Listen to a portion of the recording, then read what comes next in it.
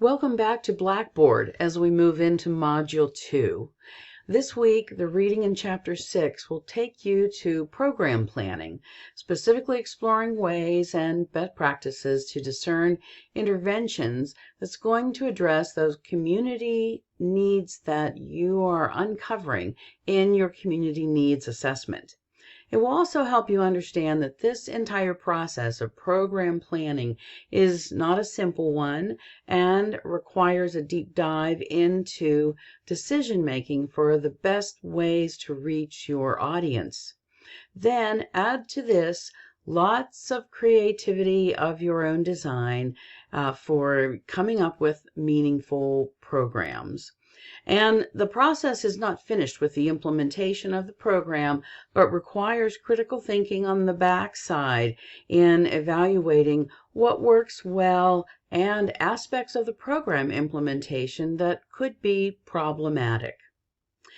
Notice a supplemental material in Blackboard on program logic that leads you through the overall program planning process. Here's that information on program logic. Be sure to go through this. You'll find lots of great points to help you with understanding this particular process too. And then additionally, you may have already discovered that writing learning objectives can be pretty challenging. So see the link here on Learning Objectives Builder. And this is from Arizona State. It is a builder tool to help you get your mind around the process of writing proper objectives. Take time to work through this multi-level training and you'll end up with a solid foundation for executing sound learning objectives. This week and next, you will also be working on a group activity. See the Apply It section here in MindTap for Chapter 6. So again, you just click into MindTap, go down to Apply It, and then you see this group activity program plan focused on fruit and vegetable intake in children. And now I'm back into our Module 2, and you'll see that the group assignments are listed right here in Blackboard.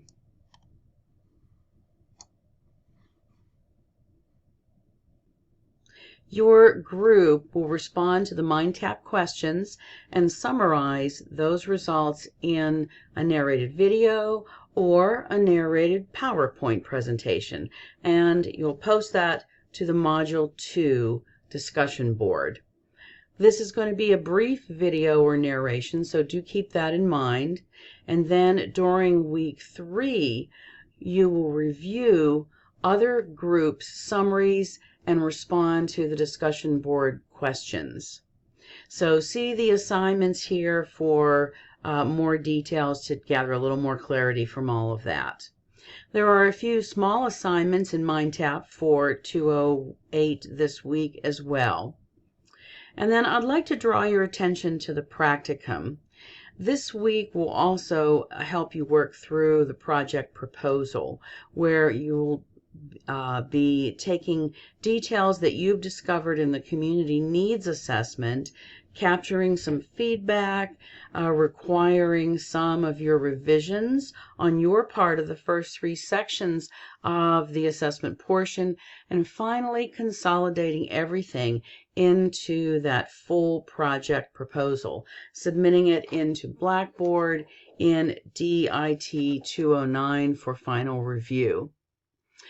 We also really encourage you to have your preceptor take a look at the final document before you submit it, seeing that you're on the right track with the full process.